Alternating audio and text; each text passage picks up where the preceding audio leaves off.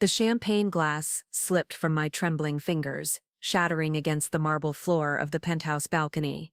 20 stories below, the glittering lights of Manhattan stretched endlessly, but all I could focus on was the scene unfolding before me through the floor-to-ceiling windows. I'd love to know which corner of the globe you're watching from. And if this story speaks to you, make sure to subscribe. Tomorrow's video is one you absolutely can't miss. My fiancé Marcus Whitmore, heir to the Whitmore real estate empire, had his hands tangled in my younger sister's blonde hair, pressing her against the mahogany desk in his private study. The same desk where he'd proposed to me just 6 months ago, the same room where we'd planned our wedding that was supposed to happen next month. "Emma, you taste so much better than your boring sister," Marcus groaned, his voice carrying through the slightly open window. "She's always been too naive, too trusting, like a little puppy that follows me around." My sister Emma laughed, a sound like breaking crystal. "She actually believes you love her. Poor Sophia. If only she knew you've been coming to me since the engagement party." The wind whipped my dark hair across my face as I stood frozen on the balcony, my emerald green evening dress billowing around me.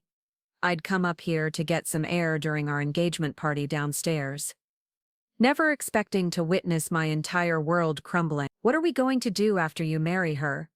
Emma asked, adjusting her cocktail dress. "I can't keep pretending to be the supportive little sister."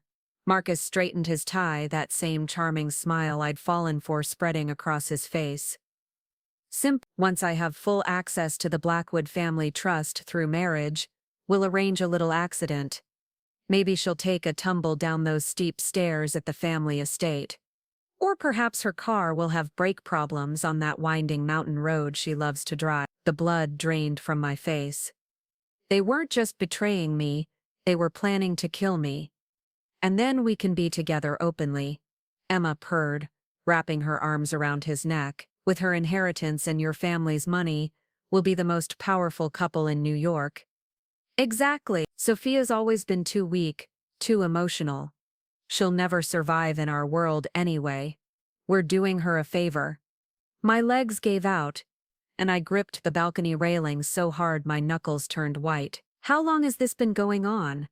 How many lies had I believed? Every kiss, every promise, every moment of intimacy, all of it contaminated by this betrayal. I should run. I should scream. I should burst through those windows and confront them both, but something held me frozen in place, watching as they planned my murder with the casual ease of discussing dinner reservations. Sophia's father already transferred the first portion of her trust to Marcus's name, Emma continued, reapplying her lipstick in the reflection of a picture frame. "Once they're married, the rest follows automatically. $50 million, plus the Blackwood Corporation shares. Your father always preferred you anyway," Marcus said, buttoning his shirt. "He only pays attention to Sophia because she's the eldest and the heir. Once she's gone, you'll be his precious daughter again." Emma's laugh turned bitter. "He never even noticed when I graduated summa cum laude from Harvard Business School, but when Sophia got engaged to you, suddenly she's his perfect princess. I've been in her shadow my entire life." Not for much longer. They were moving toward the door now, preparing to return to the party. To smile and toast and pretend to celebrate my happiness while plotting my death, I pressed myself against the cold stone wall, praying they wouldn't step onto the balcony. "We should get back," Marcus said. "Can't have anyone wondering where the groom-to-be disappeared to. Just remember to act surprised when I catch the bouquet next month." Emma giggled. The door clicked shut, leaving me alone with the sound of wind and my thundering heartbeat. For several minutes, I couldn't move, couldn't breathe, couldn't think beyond the crushing realization that the two people I trusted most in the world had betrayed me in the most devastating way possible. My phone buzzed with a text from my best friend Ashley. "Where are you? Sure, Dad is about to give his speech." "The engagement party." "Right, downstairs." 300 guests were celebrating my future happiness, completely unaware that the bride-to-be had just learned she was marrying her own murderer. I forced myself to stand, smoothing down my dress and fixing my hair. If I was going to die, I wouldn't go down without a fight, but I needed proof first. I needed evidence of their plan. Slipping back into the penthouse through the balcony door, I made my way to Marcus's study. My hands shook as I searched through his desk drawers, looking for anything that might expose their conspiracy. Financial documents, emails, phone records, anything. In the bottom drawer, hidden beneath a stack of real estate contracts, I found a life insurance policy was taken out on me just 3 weeks ago, $2 million, with Marcus as the sole beneficiary. The application was dated the day after our engagement was announced in the society pages. My vision blurred with tears as I photographed the document with my phone. How could I have been so blind? All those red flags I'd ignored. The way Emma always seemed to know details about my relationship that I'd never told her. The way Marcus sometimes answered his phone with hushed whispers. The way they both encouraged me to increase my life insurance for protection. Footsteps echoed in the hallway. I quickly closed the drawer and slipped the photos into my clutch, just as the study door opened. Sophia. Marcus stepped inside, his face shifting to concern when he saw me. What are you doing up here? Everyone's looking for you. The man I'd loved for 3 years stood before me, handsome in his perfectly tailored tuxedo, blue eyes sparkling with what I now knew was deception rather than devotion. How had I never noticed how cold those eyes really were? I needed some air, I managed, proud that my voice didn't shake. The party was getting overwhelming. He moved closer, reaching out to cup my face with the same hands that had been all over my sister minutes ago. You look pale, sweetheart. Are you feeling all right? The endearment that once made my heart flutter now made my stomach turn. Just nervous about the speech, I guess. Don't worry, he murmured, pressing a kiss to my forehead. Everything's going to be perfect. Our whole future is ahead of us. Our future. He meant his and Emma's future, built on my corpse. We should get back, I said, stepping away from his touch. Dad will be worried. Marcus offered his arm, that practiced smile never wavering. Of course. Can't keep the guests waiting. As we walked back toward the elevator, I caught a glimpse of Emma near the bar laughing with some of our cousins. She looked radiant in her silver dress, playing the role of the supportive sister to perfection. When she saw us approaching, her face lit up with what appeared to be genuine joy.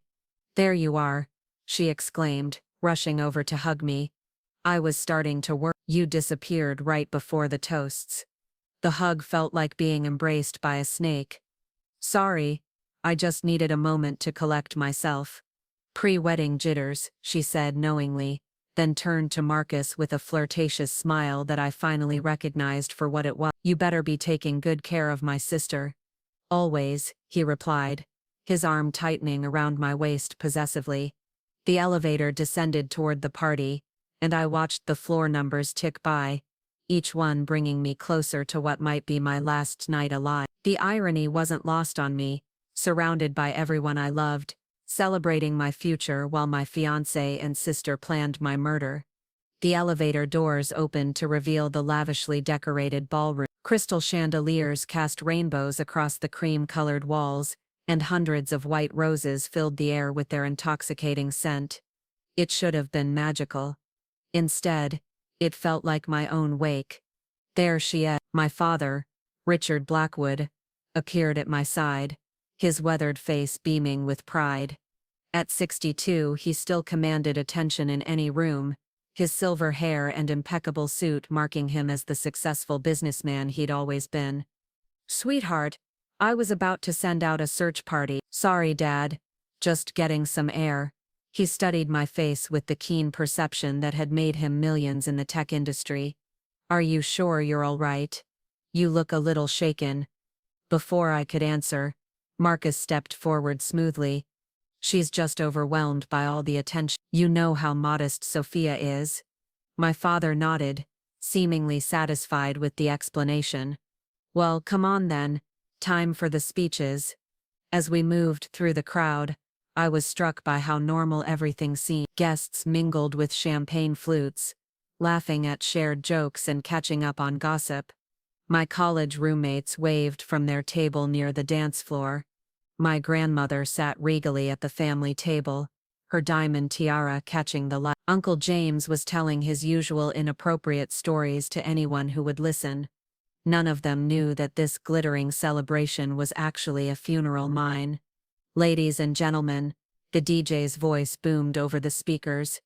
If I could have your attention, please. Richard Blackwood would like to say a few words. A lot of love and effort went into bringing this story to life. If you're enjoying it, we'd be so grateful if you'd subscribe to our channel.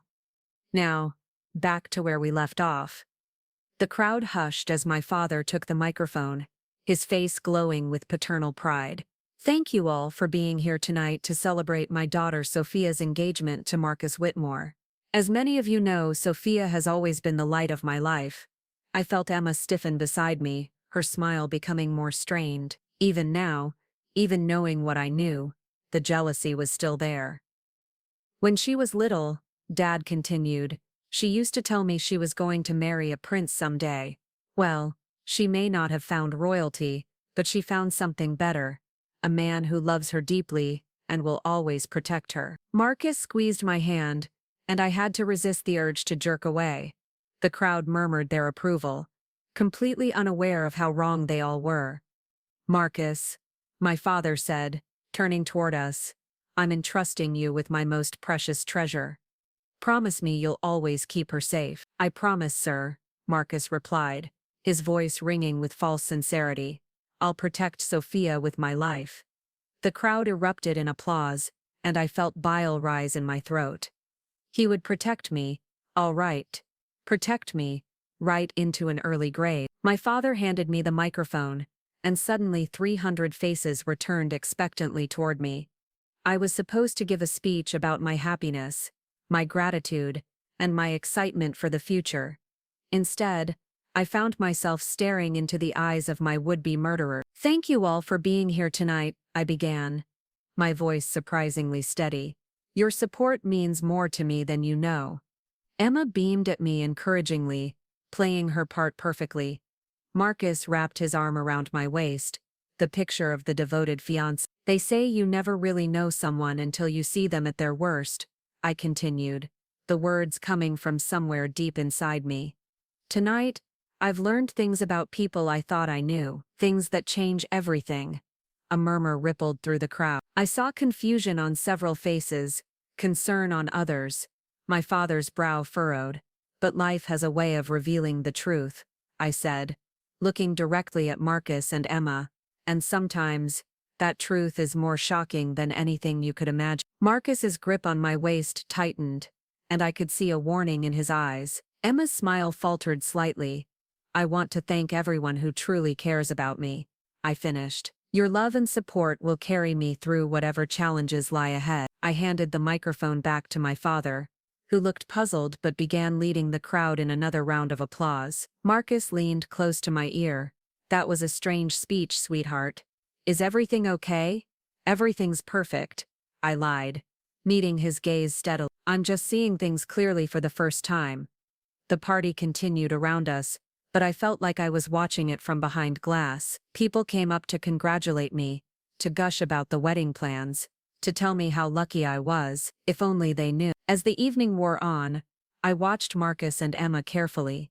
They were good, I had to give them that. They barely looked at each other, and when they did interact, it was with the appropriate familial warmth. Emma danced with several of the groomsmen, playing the role of the single sister enjoying the party. Marcus stayed by my side, the attentive fiancé, though I caught him checking his phone several times. Near midnight, as the party was winding down, I excused myself to the ladies' room. I needed a moment alone to think, to plan, to figure out how to survive this nightmare I'd stumbled into. But as I was washing my hands, Emma appeared behind me in the mirror. That was quite a speech, she said, her tone carefully neutral. Was it? I dried my hands slowly, buying time. I spoke from the heart. Did you? She moved closer, and for the first time I saw something predatory in her expression. The mask was slipping, because for a moment there, it sounded almost like a warning. A warning about what? Emma's reflection smiled, but it didn't reach her eye. I don't know, Sophia. You tell me. We stared at each other in the mirror, and I realized that she suspected something. Maybe she'd seen me on the balcony. Maybe Marcus had noticed something missing from his desk. Either way, I was in immediate danger. I should get back, I said, moving toward the door. Marcus will be looking for me. Emma's hand shot out, gripping my wrist. Her perfectly manicured nails dug into my skin. He certainly will be. You know, he was telling me earlier how much he's looking forward to the honeymoon. That private villa in Santorini you picked out. So romantic. So isolated. The threat was clear. They'd moved up their timeline. Let go of me, I said quietly. Of course. Emma released my wrist, her mask sliding back into place. We wouldn't want to keep your fiancé waiting. I left the bathroom on unsteady legs, my mind racing. They knew I suspected something, which meant I probably wouldn't survive the night, let alone make it to the wedding. The party was nearly over now, guests filtering out in small groups, calling out their goodbyes and congratulations. I needed to get away from Marcus and Emma, needed to get somewhere safe where I could figure out my next move. But as I scanned the thinning crowd, I realized I had nowhere to go. My apartment was in Marcus's name, my car was a gift from him, even my phone was on his family plan. He'd systematically made me dependent on him, isolated from anything truly my own. Ready to go home, Marcus appeared at my side, his hand settling on the small of my back. You look exhausted. Home, to the penthouse where he could kill me and make it look like an accident, to the place where no one would hear me scream.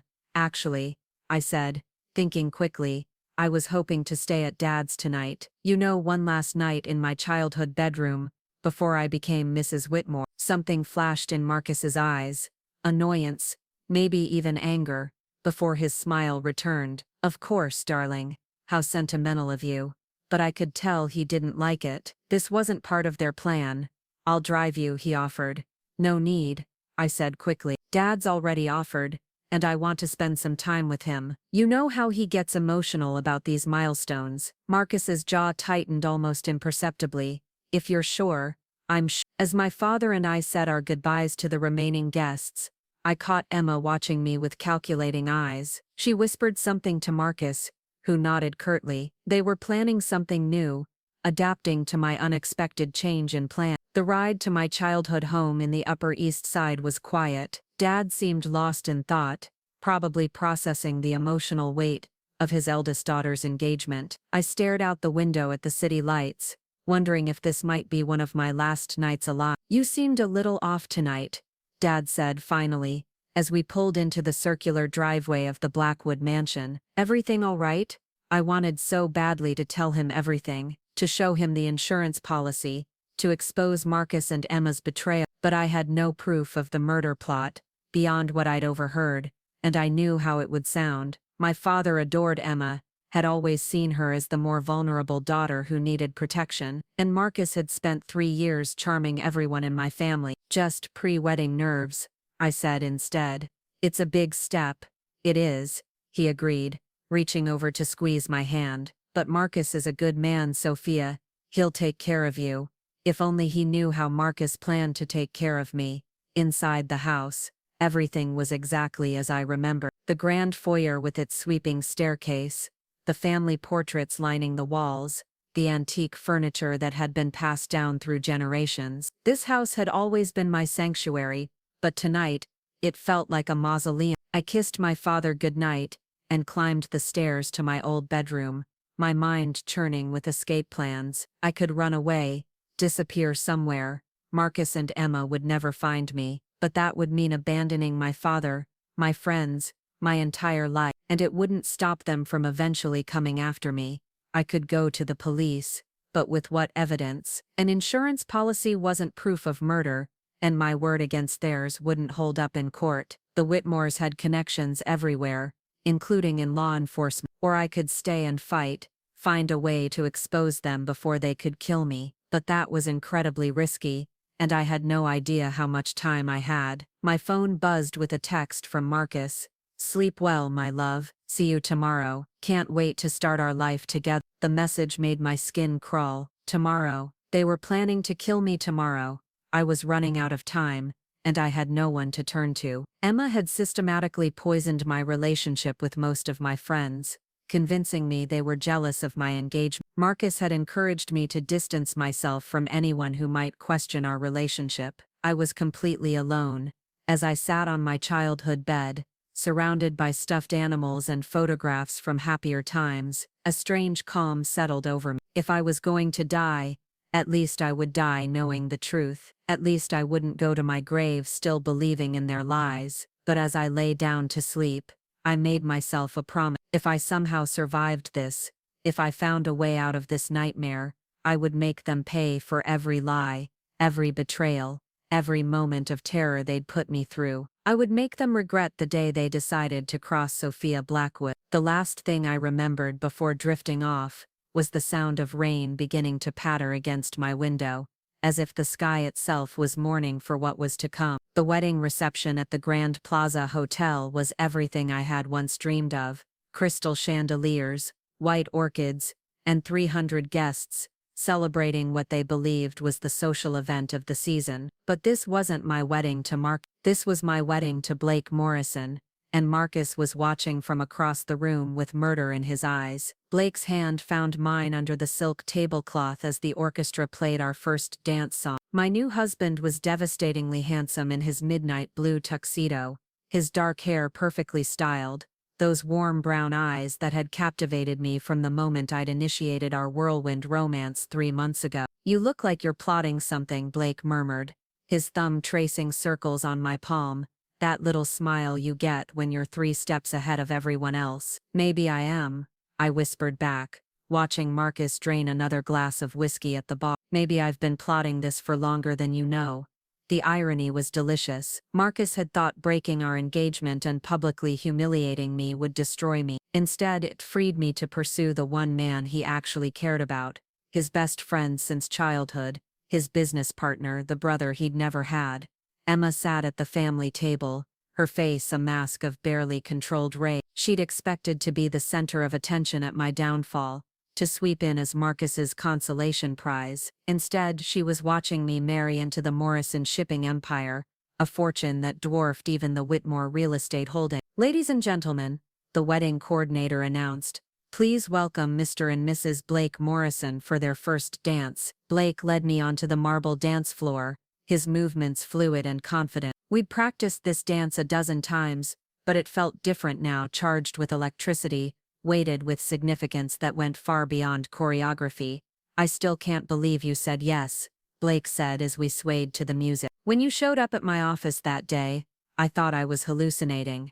I smiled up at him, genuine warmth flooding my chest. "Why?" "Because the broken-hearted ex-fiancé couldn't possibly want the notorious bachelor Blake Morris. Because the most beautiful woman in New York had never given me a second glance when she was with Marcus," he replied, spinning me gracefully. "I'd been waiting 3 years for my chance." My heart stuttered. "You, Sophia, I've been in love with you since the night Marcus brought you to my yacht party, but you were his, and I don't poach. Until he threw me away like garbage."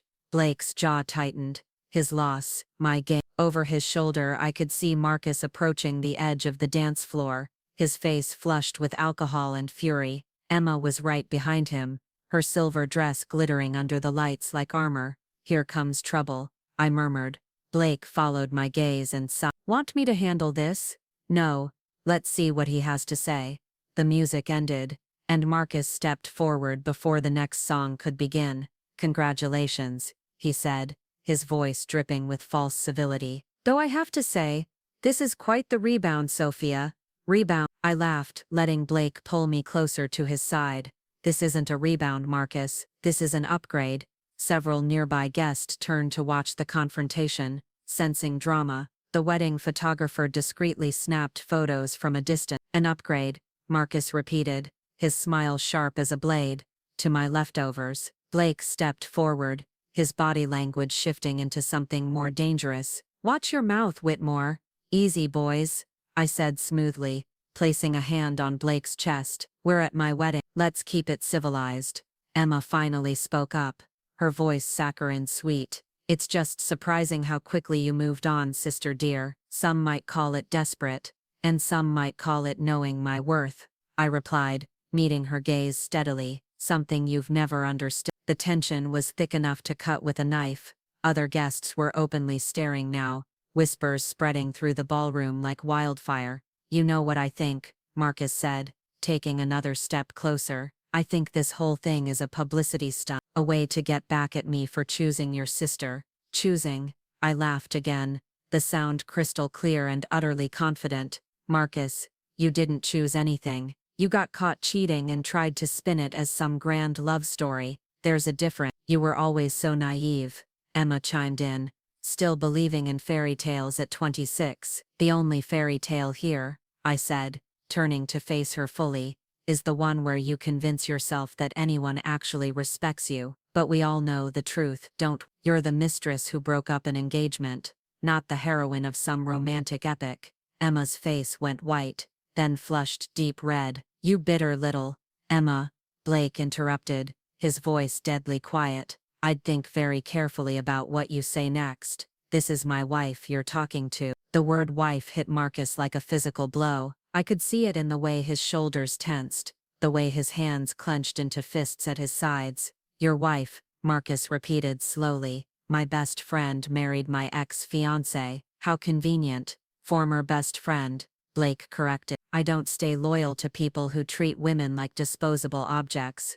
"Is that what you think I did?" "I know what you did," Blake said, his voice growing colder. "I've known you for 20 years, Marcus. I know exactly what kind of man you are." The crowd around us was growing larger, drawn by the spectacle of old money drama playing out in real time. I could see phones discreetly recording, society bloggers taking notes. By tomorrow this confrontation would be front-page news. "Perfect. You want to know what I think," Marcus said, his control finally slipping. "I think my dear friend Blake here has been waiting in the wings for years, playing the long game. This isn't love, it's opportunism." "Project much?" I asked sweetly. "Not everyone thinks like you do, Marcus." "Sophia," Emma hissed, "you're embarrassing yourself. Everyone can see what this really is." "What it really is," I said, my voice carrying across the suddenly quiet ballroom, "is the happiest day of my life. Marrying a man who actually respects me, who doesn't lie to me, who doesn't cheat on me with my own sister." The gasp from the crowd was audible. Emma went pale as paper. "That's enough," Marcus snarled, taking a threatening step forward. But Blake was already moving, placing himself between Marcus and me, with fluid grace. "Don't even think about it." "Or what?" Marcus challenged, puffing up his chest. "You'll fight me at your own wedding reception, if I have to." The two men faced off like gladiators, 20 years of friendship dissolving into hostility over a woman they both claimed to love, but only one of them actually did. "Stop," I said firmly, stepping between them. "This is exactly what you want, isn't it, Mark? To ruin my wedding day like you ruined my engagement. Well, I won't let you." I turned to face the crowd of onlookers, my voice clear and strong. "Ladies and gentlemen, I apologize for this disruption. My ex-fiancé and my sister seem to be having difficulty accepting that I've moved on to someone better." The murmur of approval from the crowd was immediate. In high society, loyalty and class were everything, and Marcus had just proven he had neither. "Security," Blake called out, and two men in black suits materialized as if from thin air. "Please escort Mr. Whitmore and Miss Blackwood to the exit." "You can't throw me out," Marcus protested. "My family has been invited to Blackwood events for decades." "This isn't a Blackwood event," I said with a smile that could cut glass. "This is a Morrison event, and the Morrisons don't associate with cheaters and homewreckers." As security moved to flank Marcus and Emma, I saw something shift in Marcus's expression. The mask of civilized society fell away completely, revealing the ugly truth underneath. "You think you've won?" he said quietly, his voice filled with venom. "You think marrying Blake changes anything? You're still the same pathetic little girl who couldn't keep her man satisfied." "No," I replied, my voice steady as steel. "I'm the woman who was smart enough to recognize her worth and walk away from someone beneath her." Security began to escort them toward the exit, but Marcus wasn't finished. "This isn't over, Sophia. You have no idea what you've started." "Actually," I called after him, "I know exactly what I've started, your destruction." As the ballroom doors closed behind them, the orchestra quickly struck up a new song, and conversation gradually resumed. but the damage was done. Marcus Whitmore had shown his true colors in front of New York's social elite, and there was no coming back from that. Blake pulled me into his arms again, and we resumed dancing, as if nothing had happened. "Are you okay?" he murmured against my ear. "Perfect," I whispered back. "Everything is going exactly according to plan." "Plan?" He pulled back to look at me, concerned in his dark eyes. "Sophia, what plan?" I smiled up at him. This man who had become so much more than a weapon in my revenge, the plan to make them both pay for what they did to me. But Blake, I reached up to cup his face. "What started as a strategy became something real. I hope you know that."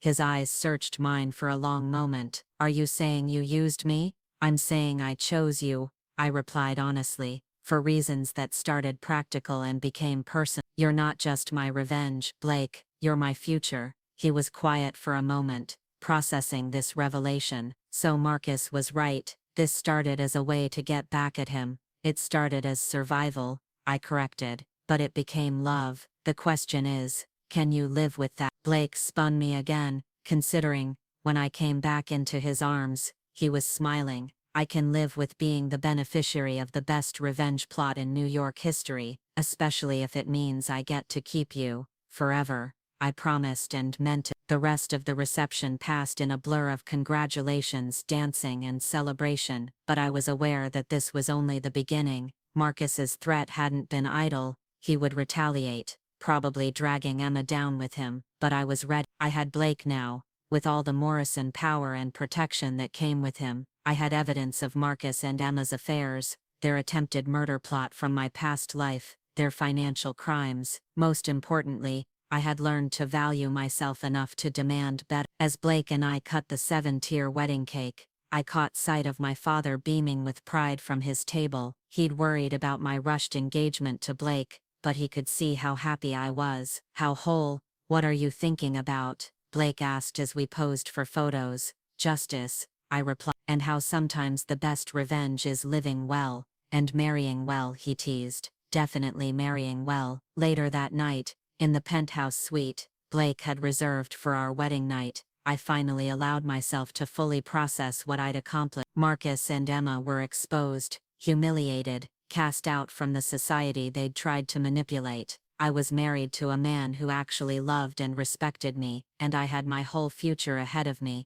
"No regrets?" Blake asked, wrapping his arms around me as we stood on the balcony, overlooking the city. "Only one," I said, leaning back against his chest. "What's that?" I smiled, thinking of the girl I'd been 3 months ago, broken, betrayed, nearly murdered by the people she trusted most. I wish I could go back and tell my past self that it gets better, that sometimes the worst thing that happens to you leads to the best thing that ever could. Blake kissed the top of my head. Maybe she already knows. Maybe that's why she was brave enough to walk away. Maybe he was right. Maybe some part of me had always known I deserved better than Marcus Whitmore's lies and Emma's jealousy. Maybe that's why, when I'd been given this second chance at life, I'd chosen to reclaim my power instead of simply seeking revenge. Below us, the city sparkled with infinite possibility. Somewhere out there, Marcus was probably drinking himself into oblivion, and Emma was plotting her next desperate move. But I wasn't afraid anymore. I was Sophia Morrison now,